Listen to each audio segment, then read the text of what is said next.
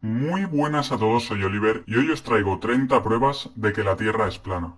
1. Si la Tierra fuera una esfera, deberíamos poder observar su curvatura en el mundo físico real. Sin embargo, todas las pruebas y experimentos que se han realizado para intentar detectar esta supuesta curvatura han dado un resultado nulo. El modelo heliocéntrico oficial dice que la Tierra es una esfera de 40.000 kilómetros de circunferencia. Si esto fuera cierto, el horizonte debería desaparecer de la vista a un ritmo de 8 pulgadas por cada milla de distancia al cuadrado. Samuel Birley Robotham, inventor y escritor inglés, explica este principio en su libro Zetetic Astronomy, Earth Not a Globe. Si la Tierra es un globo de 40.000 kilómetros de circunferencia, la superficie de todas las aguas debe presentar cierto grado de curvatura, ya que cada parte debe ser un arco del círculo total terrestre. Desde la cima de cualquiera de estos arcos habrá una curvatura o caída de 8 pulgadas en la primera milla de distancia. En la segunda milla habrá una caída de 32 pulgadas, en la tercera milla 72 pulgadas y así sucesivamente. La fórmula para calcular la curvatura desde el nivel del mar es 8 multiplicado por la distancia en millas al cuadrado. En cambio, si el observador se encuentra en un punto superior al nivel del agua,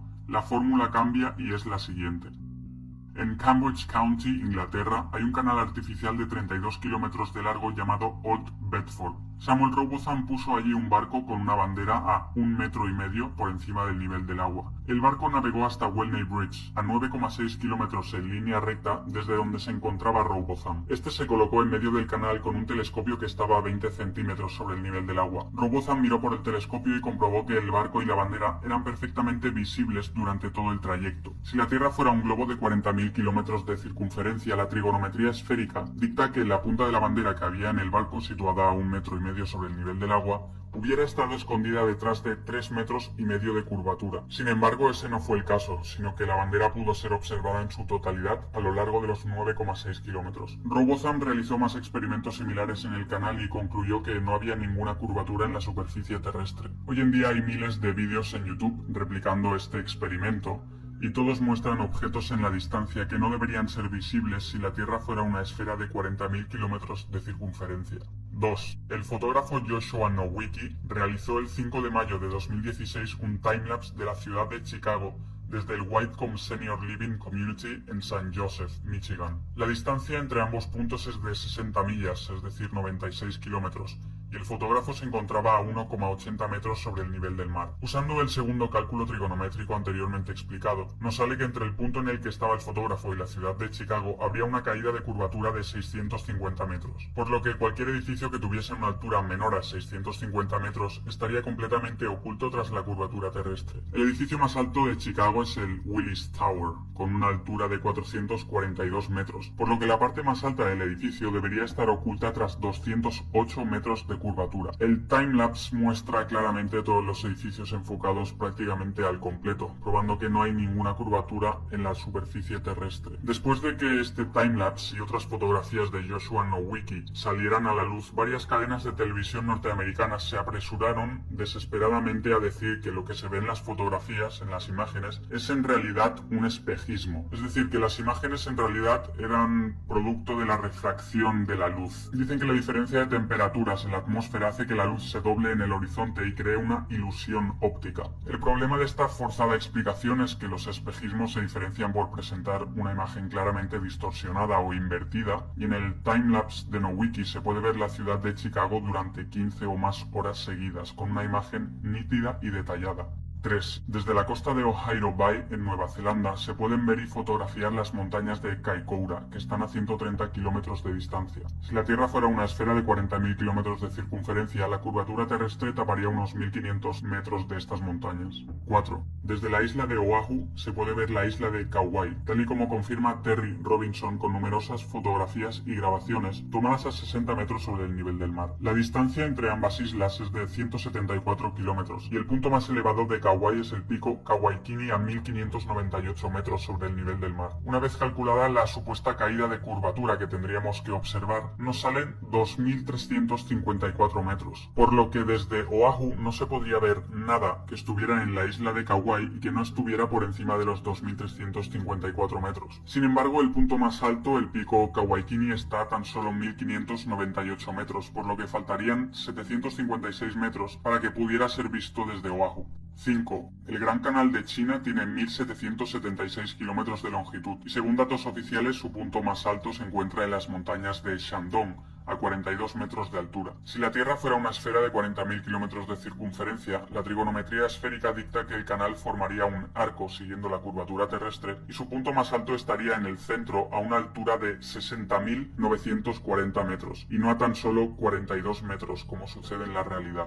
6. Sean McCrary, instructor del sistema de misiles Sea Sparrow de la Marina de los Estados Unidos, ha confirmado en varias entrevistas públicas que el sistema de rastreo de estos misiles tiene una variabilidad en la línea de detección del objetivo de tan solo 2 grados. La distancia entre el lugar de lanzamiento del misil y el objetivo suele ser de unos 80 kilómetros, y el radar de detección se encuentra normalmente a 2,5 metros por encima del nivel del mar, ya que los objetivos de estos misiles suelen ser aeronaves que vuelan casi rozando el mar para no ser detectados. Según la trigonometría esférica, si la Tierra fuera un globo de 40.000 kilómetros de circunferencia, la aeronave a 80 kilómetros de distancia estaría a unos 500 metros escondida detrás de la curvatura terrestre, por lo que el misil, que solo puede variar 2 grados su línea de trayecto, no podría alcanzar el objetivo bajo ningún concepto. Sin embargo, siempre que se han llevado a cabo estas operaciones militares, el misil ha alcanzado su objetivo perfectamente, probando que la supuesta curvatura de la Tierra es totalmente inexistente. 7.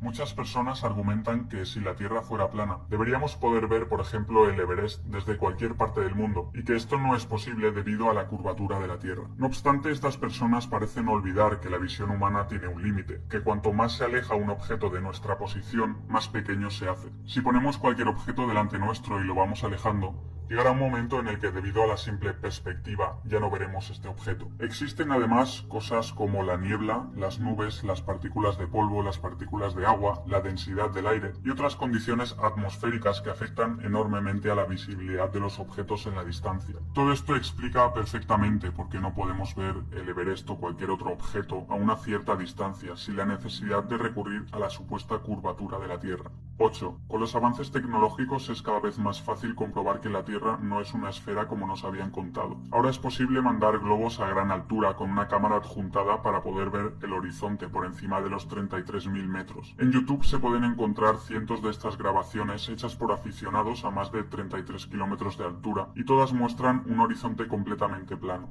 En un intento desesperado por mantener la teoría de la Tierra esférica con vida, los expertos modernos afirman que para apreciar la curvatura terrestre hay que ascender a más de 80 o más de 100 kilómetros de altura, aunque no aportan ni una sola prueba o cálculo matemático que respalde esta afirmación. No obstante, al hacer nosotros mismos los cálculos matemáticos, vemos que la curvatura sí debería ser claramente apreciable a esas alturas.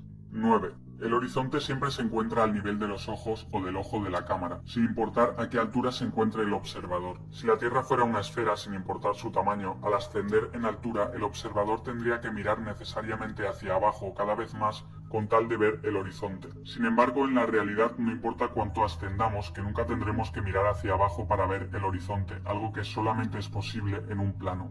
10. Los reflejos del Sol y de la Luna sobre las aguas siempre aparecen como líneas rectas desde el horizonte hasta el observador, lo cual no es posible sobre una esfera, pero sí sobre un plano. 11. Nunca se ha tenido en cuenta la supuesta curvatura de la Tierra a la hora de construir canales o vías de ferrocarril. De ser así, los constructores tendrían que aplicar la fórmula trigonométrica de 8 multiplicado por la distancia en millas al cuadrado y usar el resultado para aplicar la curvatura adecuada a los materiales de construcción, algo ridículamente complicado de llevar a la práctica, especialmente cuando se construyeron las primeras vías de ferrocarril. La realidad es que las vías del tren se construyen y posicionan de manera totalmente horizontal y plana, y los canales, túneles y otras construcciones similares se construyen de la misma manera, sin tener en cuenta lo más mínimo la supuesta curvatura total de la Tierra, y teniendo únicamente en cuenta pequeños desniveles dentro de la planicie total. El 19 de febrero de 1892, la Oficina de Ingenieros del Manchester Ship Canal dijo: en las construcciones de vías ferroviarias y canales es la norma que el punto de referencia para todas las superficies sea una línea horizontal. En la práctica, a la hora de planificar y realizar obras públicas, no se tiene en cuenta ninguna curvatura de la Tierra. En el Birmingham Weekly Mercury del 15 de febrero de 1890, un ingeniero con 30 años de experiencia escribió sobre su trabajo con vías ferroviarias. Es bien sabido entre los profesionales del sector que los cálculos y procesos que harían falta para incluir la curvatura de la Tierra en nuestras construcciones son imposibles de llevar a la práctica. Todas nuestras locomotoras están diseñadas para viajar sobre una superficie plana. Claro que hay ciertos desniveles aquí y allí, pero siempre son minuciosamente definidos y deben ser atravesados con cuidado. Cualquier cosa parecida a una curvatura de 8 pulgadas multiplicado por el cuadrado de la distancia en millas no sería sostenible para ninguna máquina existente. Solamente podemos reírnos de la gente que nos felicita por llevar a cabo tales proezas, como hacer circular trenes sobre una superficie esférica. Las curvas en una superficie plana horizontal ya son suficientemente peligrosas, las curvas en vertical serían 1000 veces peores y físicamente imposibles de sobrellevar, teniendo en cuenta cómo se construyen las vías. El ingeniero W. Winkler escribió en el Earth Review de octubre de 1893 lo siguiente: como ingeniero con muchos años de experiencia, veo que la absurda idea de tener en cuenta la curvatura de la Tierra solo está presente en libros de texto. Ningún ingeniero soñaría con tener en cuenta algo así. He proyectado muchos kilómetros de vías ferroviarias y de canales, y la curvatura de la Tierra jamás ha sido ni pensada ni tenida en cuenta. 12. El canal de Suez que conecta el Mar Rojo con el Mediterráneo mide 163 kilómetros de largo y forma una superficie de agua plana desde su inicio hasta el final. La supuesta curvatura de la Tierra no fue tenida en cuenta para su construcción, omisión la cual, de existir esta curvatura, hubiera producido resultados desastrosos en la construcción del canal. 13. Casi todo el Gran Canal de China, 1700 kilómetros, fue construido durante la dinastía Sui en el año 609, 1000 años antes de que apareciera la teoría heliocéntrica de Copérnico. Si la Tierra fuera una esfera, la construcción y posterior funcionamiento de este canal hubieran sido imposibles. El canal sigue estando operativo en la actualidad. Tendrían que haber aplicado la fórmula de 8 multiplicado por la distancia en millas al cuadrado para calcular la curvatura de la Tierra y curvar adecuadamente los materiales de construcción para que el canal de 1700 kilómetros de longitud se adaptara a la curvatura de la Tierra, algo impensable en el año 609. 14. Desde la antigua Grecia se ha usado el argumento de que la parte de abajo de los barcos desaparece primero de nuestra vista cuando estos se alejan en el mar debido a la curvatura de la Tierra. Sin embargo, hoy en día podemos comprobar mediante cámaras y telescopios que eso no es cierto. Al hacer zoom veremos la totalidad del barco, incluida la parte de abajo, probando así que el barco nunca desaparece debido a la curvatura terrestre, sino que desaparece de nuestra vista por una simple cuestión de perspectiva. 15. Si los barcos desaparecieran en el horizonte debido a la curvatura de la Tierra, también deberíamos poder observar claramente la curvatura en el horizonte de forma lateral. Esto es porque al nivel del mar hay un máximo de 8 kilómetros desde el observador hasta el horizonte, mientras que lateralmente, de izquierda a derecha o viceversa, hay 16 kilómetros o más. Si no se observa ninguna curvatura en el horizonte lateralmente a lo largo de 16 kilómetros o más, es imposible que los barcos desaparezcan en el horizonte a lo largo de tan solo 8 kilómetros al frente debido a la curvatura de la Tierra. 16. La naturaleza de los fluidos es la de estar y permanecer nivelados. Cuando este estado se ve afectado por cualquier influencia externa, el líquido se mueve hasta volver a recobrar su nivel. Mr. W. T. Lin del Royal Observatory de Greenwich, en su First Principles of Natural Philosophy, escribió: la superficie de un fluido en reposo es la de un plano horizontal. Si alguna parte de esa superficie fuera más alta que el resto, las partes del fluido que estuvieran por debajo ejercerían una presión más grande sobre las partes circundantes que la presión que reciben de ellas, por lo que habría un movimiento de las partículas hasta que ninguna estuviera más elevada que las demás, es decir, hasta que la superficie del fluido fuera un plano horizontal. Si la Tierra fuera una esfera, la superficie de las aguas debería presentar cierto grado de curvatura, pero lo que vemos en la realidad es que las aguas están totalmente niveladas, mares, ríos, lagos, etc. Una Tierra plana es congruente con la propiedad física del agua, de buscar y mantener su nivel, pero una Tierra esférica no lo es. William Thomas Weisman en The Earth and Irregular Plane escribió: la superficie de todas las aguas está perfectamente nivelada, siempre y cuando no se vea agitada por causas naturales como vientos, mareas, terremotos, etc. Esto es evidente para cualquier persona razonable que sepa usar la vista. 17. El río Nilo tiene una longitud de 6.800 kilómetros. Si la Tierra fuera una esfera de 40.000 kilómetros de circunferencia, según la trigonometría esférica, la primera mitad de este río, 3.400 kilómetros, debería estar fluyendo hacia arriba por una cuesta de 800 kilómetros de altura. Sin ningún tipo de fuerza que la impulse, el agua nunca fluye hacia arriba. En este caso, el nacimiento del Nilo se encuentra en el río Cajera, a una altura de 2,7 kilómetros, por lo que es imposible que el río tenga la fuerza suficiente como para subir una cuesta de 800 kilómetros de altura. Algunas personas dicen que en realidad el Nilo no fluye hacia arriba, porque en el espacio no hay ni arriba ni abajo. Lo que parecen olvidar es que el río Nilo se encuentra dentro de la Tierra y no en el espacio exterior. Algunos también dicen que la gravedad atrae al río Nilo hacia el centro de la Tierra y que por eso es capaz de fluir hacia hacia arriba. Lamentablemente el comodín de la gravedad no funciona, ya que si la gravedad puede hacer que un río fluya hacia arriba por una cuesta de 800 kilómetros, debería poder hacer lo mismo con todas las demás aguas del mundo. Uno solo tiene que pensar si alguna vez ha visto el agua fluir hacia arriba sin alguna fuerza que la impulse. La respuesta evidentemente es no. Tal sinsentido va en contra de las leyes de la física y del sentido común. El Nilo fluye hacia abajo hasta desembocar en el mar como todos los demás ríos. Esto no es posible en una tierra esférica donde el Nilo debería fluir hacia arriba por una cuesta de 800 kilómetros, pero sí es lógico y posible en una tierra con la superficie plana, donde cualquier desnivel, en este caso el río Cajera a 2,7 kilómetros de altura, permitirá que el río fluya hacia abajo hasta desembocar en el mar.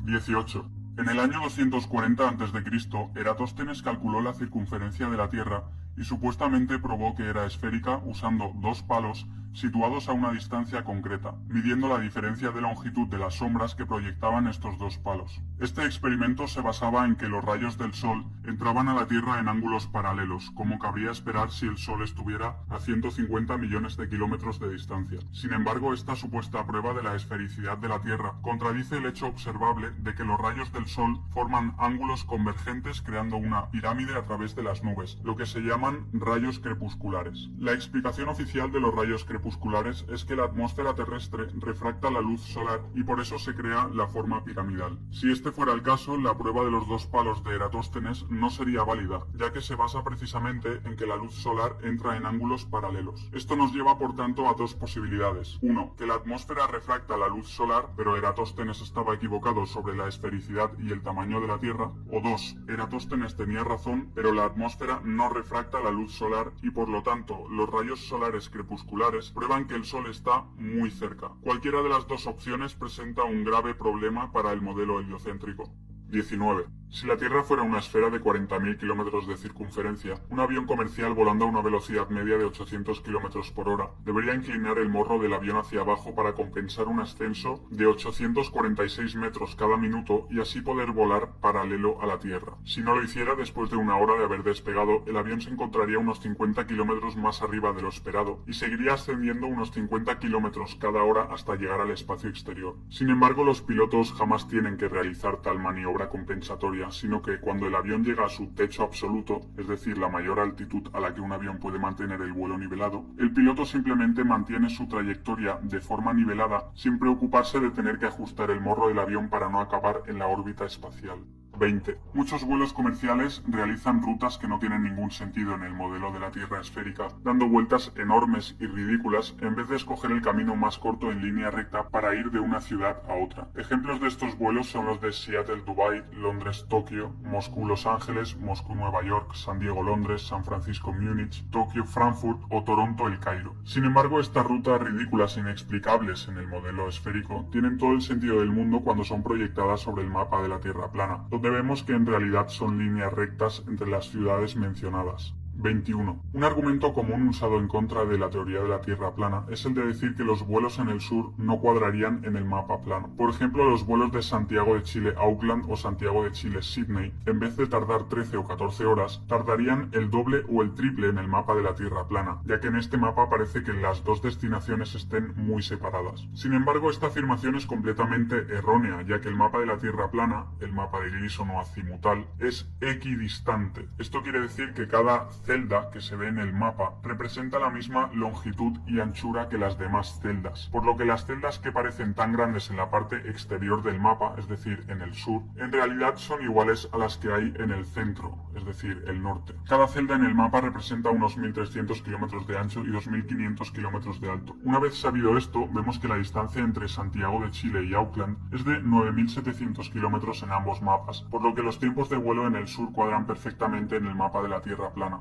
22. Las autoridades dicen que la Antártida es el continente de hielo situado en el extremo sur del globo terráqueo. La realidad, no obstante, es que la Antártida es la circunferencia exterior de hielo que rodea a la Tierra. En la Antártida se encuentran los grandes muros de hielo que rodean a la Tierra y hacen de recipiente para los océanos. Mucha gente se pregunta dónde está el borde de la Tierra plana, pero teniendo en cuenta que la Tierra está rodeada por estos enormes muros de hielo, hablar de un borde de la Tierra carece de sentido. 23. Si la Tierra fuera una esfera, no habría muchas diferencias en el periodo de un año entre el clima del Ártico en el norte y el clima del Antártico en el sur. Sin embargo, encontramos que en el Ártico existen unas 130 especies de mamíferos, 280 especies de aves, 3000 especies de insectos, 450 especies de peces, algunos reptiles y anfibios y cerca de 3000 especies de flora o vegetación. Por el contrario, en el Antártico la fauna es muy escasa y se encuentra casi en su totalidad en el océano. La única especie que pasa el invierno antártico sobre el hielo es el pingüino emperador. La flora es prácticamente inexistente y se reduce a algunos musgos, algas y líquenes. En Islandia, que se encuentra a 65 grados latitud norte, hay cientos de especies de aves y decenas de especies de mamíferos terrestres como zorros árticos, osos polares, renos, bisones, ratas y ratones, ovejas, pollos, reses, cabras, perros, ponis islandeses o conejos. En cambio, en las islas Georgias del Sur, a 54 grados latitud sur, no hay ninguna especie de mamífero terrestre y tan solo se pueden ver algunas focas en la zona. En adición, el polo norte es sustancialmente más caliente que el sur, con temperaturas medias en invierno de menos 34 grados centígrados y en verano de 0 grados, mientras en el sur la temperatura media en invierno es de menos 65 grados centígrados y en verano de menos 25 grados. El sol se comporta muy diferente entre sitios de la misma latitud dependiendo de si estamos en el norte o en el sur del Ecuador. Los días más largos de verano en el norte son mucho más largos que en el sur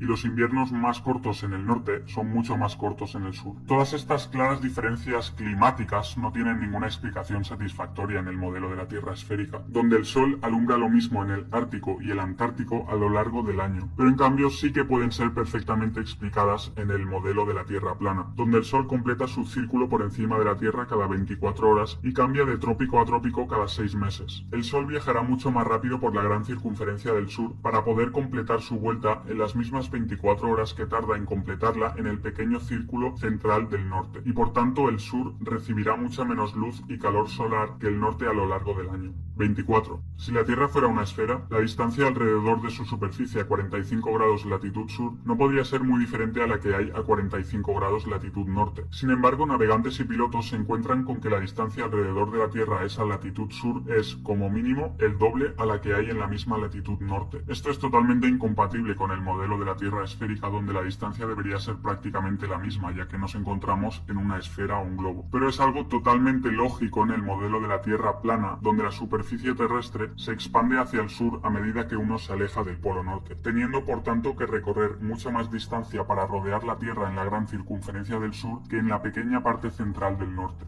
25. El polo sur es un lugar necesario dentro del modelo de la Tierra esférica, ya que sería el punto opuesto al polo norte en el globo terráqueo. Sin embargo, la única prueba de su existencia son unas banderas, un palo con una esfera metálica encima y vídeos e imágenes que supuestamente han sido tomadas allí. No obstante, las banderas, la bola metálica y todas las imágenes y vídeos se podrían haber hecho en cualquier punto aleatorio de la Antártida, que la Tierra plana es la gran circunferencia de hielo del sur. Por tanto, unas cuantas banderas e imágenes tomadas en un lugar helado no son ninguna prueba de que haya un polo sur en una Tierra esférica. 26. Si la Tierra fuera una esfera con dos polos magnéticos iguales y opuestos, el polo norte y el polo sur, deberían existir brújulas que apuntaran con su aguja magnética siempre al norte y brújulas que apuntaran siempre al sur. De hecho, una brújula que apuntara siempre al polo sur sería preferible para los viajeros que se encontraran en el hemisferio sur. La realidad, no obstante, es que no importa lo cerca que se sitúe uno del polo sur, que una brújula siempre apuntará al norte con su aguja magnética, algo que no tiene sentido en el modelo de la Tierra esférica donde hay dos polos magnéticos. En el modelo de la Tierra plana, en cambio, esto es perfectamente lógico, ya que no existe el polo sur, sino que solo existe el polo norte magnético situado en el centro de la Tierra. 27. Una supuesta prueba de que la Tierra es esférica es la posibilidad de dar la vuelta al mundo partiendo desde un punto y volviendo a él. No obstante, esto puede ser igualmente logrado en la Tierra plana, volando o navegando alrededor del círculo terrestre, teniendo siempre el norte a nuestra derecha o el norte a nuestra izquierda. En la Tierra plana, el polo norte se sitúa en el centro del círculo terrestre y el sur es toda dirección que emana de este centro. Si uno avanza en una dirección que no le acerca ni al norte ni al sur, entonces estará yendo hacia el oeste o hacia el este. Es decir, ir hacia el este o hacia el oeste es ir en un patrón circular con un mismo radio alrededor del polo norte magnético. Dar la vuelta al mundo es simplemente ir en una dirección con el norte siempre a la derecha o a la izquierda, dependiendo de si se hace una circunnavegación de este a oeste o de oeste a este. Por tanto, lo que se cree que es una vuelta al mundo sobre una esfera, En realidad es una vuelta circular alrededor de un plano. Nunca se ha hecho la vuelta al mundo yendo hacia el norte o hacia el sur, es decir, haciendo una circunnavegación pasando por los polos. Esto es porque la única vuelta al mundo que se puede hacer en una tierra plana es de este a oeste o de oeste a este. Evidentemente las autoridades han tenido que mostrar supuestos casos de circunnavegaciones pasando por los polos con tal de mantener con vida su teoría de tierra esférica. La primera supuesta circunnavegación pasando por los polos la hizo Sir Ranulph Fiennes con la expedición Transglobe británica en 1982. Pero lejos de ser un explorador normal y corriente, resulta que Sir Ranulph Fiennes es noble, tercer barón de Canterbury y primo de la familia real británica. Fiennes ha salido en varias películas y series de televisión e incluso fue candidato a hacer de James Bond cuando Roger Moore interpretó finalmente ese papel. De hecho, hay un documental sobre esta supuesta circunnavegación por los polos con Fiennes de protagonista. El documental más bien parece una producción de Hollywood con cámaras que están siempre en el sitio adecuado para grabar las mejores escenas y escenas totalmente sobreactuadas y preparadas. Fiennes además participa casualmente en Norwood, una organización caritativa judía de las más antiguas de Gran Bretaña. Esta organización está patrocinada nada más y nada menos por la reina de Inglaterra y está financiada por Sir Evelyn Robert Adrian de Rothschild, de la infame familia elitista de los Rothschild. Viendo todo esto, no es extraño pues que la élite utilice a uno de los suyos, y en este caso a Fiennes, como supuesta prueba de que es posible circunnavegar la Tierra esférica pasando por los polos. 28. Un estudio llevado a cabo por varios doctorados en geografía, Mark Fonstan, William Pugach y Brandon Bogg, demostró que la superficie del estado de Kansas en Estados Unidos es más plana que un pancake, es decir, una tortita. En una escala donde un resultado de 1 indicaría una planicie total, los geógrafos usaron un láser para determinar que una tortita tiene un nivel de planicie de 0,957. Usaron un modelo de elevación digital a escala 1/250.000 para reducir a escala la superficie del estado de Kansas y descubrieron que su nivel de planicie es de 0,9997, es decir, más plana que la tortita. En un estudio posterior realizado por el Dr. Dobson, presidente de la Sociedad Geográfica Americana y profesor de geografía en la Universidad de Kansas, y por Joshua Campbell, geógrafo y arquitecto en la Oficina Geográfica del Departamento de Estado de los Estados Unidos, no solo corroboraron que Kansas era plana, sino que además descubrieron que la totalidad de los Estados Unidos también lo era. El estudio mostró que Florida, Illinois, North Dakota, Luisiana, Minnesota y Delaware eran incluso más planos que Kansas. Estos resultados fueron publicados en el Geographical Review, una publicación especializada de la Sociedad Geográfica Americana, y son una prueba concluyente de que la Tierra no puede ser una esfera.